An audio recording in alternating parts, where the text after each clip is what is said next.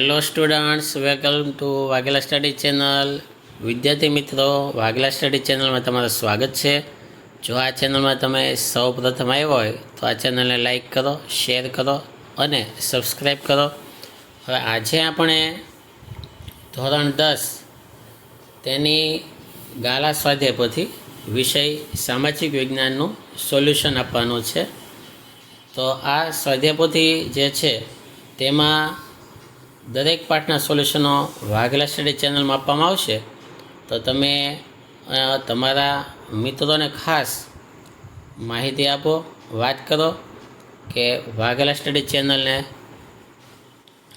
Like કરે, share કરે અને તેમાંથી જ તે સોલ્યુશન લખવાના રાખે. કેમ કે આ ચેનલની અંદર તમને ખૂબ જ સાચા સચોટ સોલ્યુશન આપવાના છે કે જેથી તમે સ્વાધ્યાય પછી કમ્પ્લીટ પૂરી કરી શકો. હવે આજે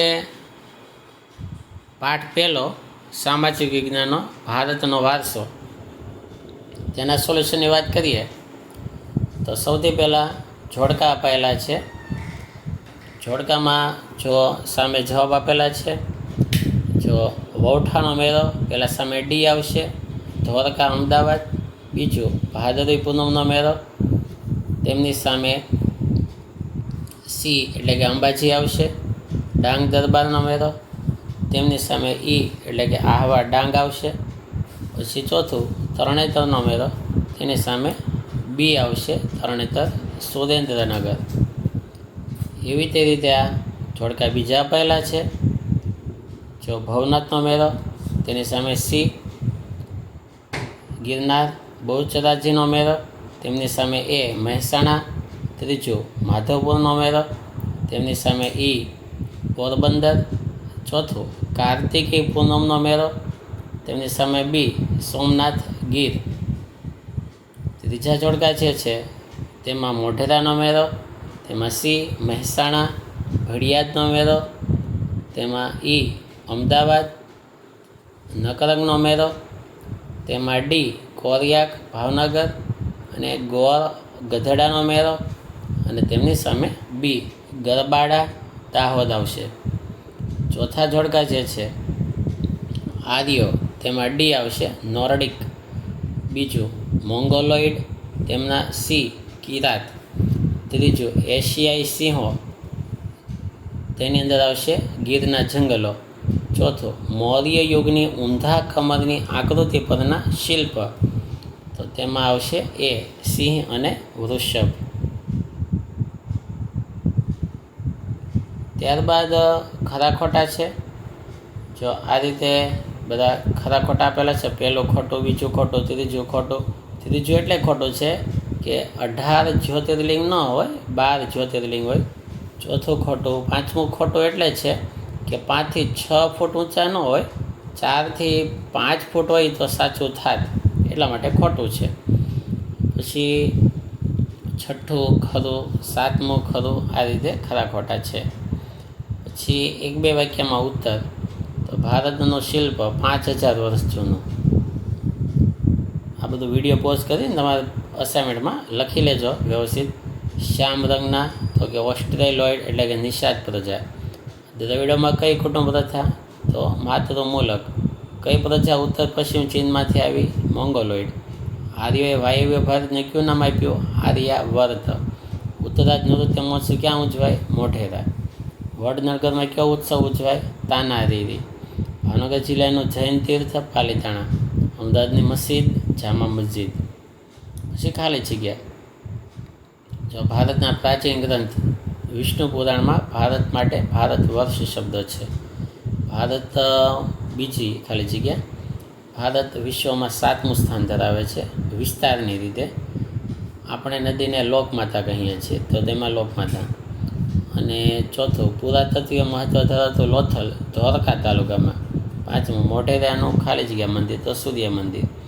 છઠ્ઠું ભારતમાં આવેલા આર્યો ઓસ્ટ્રેલોઇડ લોકોને નિષાદ કહેતા. સાતમું ભારતની સંસ્કૃતિ અને સભ્યતાના વિકાસમાં ઓસ્ટ્રેલોઇડ પ્રજાનો ફાળો. આઠમું ખાલી જગ્યા અન્ય પ્રજા કરતાં વધુ વિકસિત હતા, તો આર્યો. ત્યારબાદ MCQ. પહેલામાં વૃક્ષ પ્રેમ, બીજામાં સિંધુ ખીણની,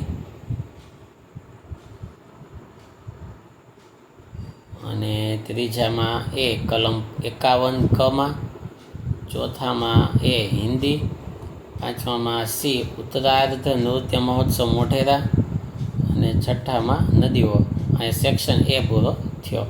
એમાં તમે કેટલું પાકું કર્યું એ રીતે આમાં ગુણ લખવાના, શિક્ષકની સહી. વિભાગ બી, ભારતની વિશેષતાઓ જણાવો. તો જો ખૂબ જ સરસ રીતે લખેલો છે ભારતની વિશેષતા. વિડીયો પોઝ કરીને તમે તમારી સ્વાધ્યાય પોથીમાં લખી લેજો. બીજો છે ગુજરાતમાં ઉજવાતા ઉત્સવોની માહિતી આપો. તો જો ખૂબ જ સરસ રીતે બધા ઉત્સવો લખાયેલા છે, તમારી સ્વાધ્યાય પોથીમાં લખજો, કંઈ મિસ્ટેક નહીં આવે, આમાંથી જોઈને લખી લેજો.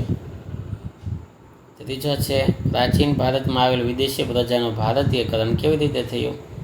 તો જો આ જવાબ એનો આપેલો છે. ચોથો, કયા શિલ્પો અને સ્થાપત્ય જોઈને આપણને આપણા સાંસ્કૃતિક વારસા પ્રત્યે આદર અને ગર્વ અનુભવાય છે. તો આ લખજો આમાંથી. પાંચમું, ભારતની ભૂમિ પર આવેલ વિભિન્ન પ્રાચીનતમ પ્રજામાં કોનો સમાવેશ થાય છે. તો તે લખજો આમાંથી. છઠ્ઠું, ઓસ્ટ્રેલોઇડ પ્રજાના લક્ષણો જણાવો. જો આટલા એના લક્ષણો છે. પછી સાતમો સવાલ, આર્ય પ્રકૃતિ પ્રેમી હતા એમ શાથી કહી શકાય. તો એ પ્રકૃતિને આવી રીતે પૂજા કરતા. પછી ભારતમાં ભરાતા મુખ્ય મેળાઓ ક્યાં ક્યાં છે. કોઈ પણ 8ના નામ લખવાના છે, તો 8 નામ આપેલા છે. ત્યારબાદ આ ટૂંકા સવાલો છે. 9મો, કે ગુજરાતના ઐતિહાસિક સ્થળોના નામ શોધો. આમાં મિક્સ નામ આપેલા છે, ગુજરાતના છે અને ભારતના પણ છે, એમાંથી આપણે ગુજરાતના લખવાના છે ખાલી. 10મામાં ગુજરાતના ધાર્મિક સ્થળો છે, એમાંય તે ભારતના છે, તેમાંથી ગુજરાતના ગોતવાના. એવી રીતે 11મામાં છે ભારતના નામ ક્યાં ક્યાં હતા. 12મામાં છે હિમાલયમાં આવેલા યાત્રાધામો. 13મું છે રાષ્ટ્ર મુદ્રામાં શું હોય, તો કે 4 સિંહ, ઘોડો, હાથી, બળદ. અને છેલ્લો સવાલ, દક્ષિણ ભારતમાં કઈ કઈ ભાષાઓ બોલતા લોકો વસે છે. તમિલ, તેલુગુ, કન્નડ, મલયાલમ. તો આ રીતે અહીંયા પહેલો પાઠ આખો પૂરો થાય. તમે આમાં જ લખજો, એક પણ સવાલ તમારો ખોટો પડશે નહીં. Thank you very much.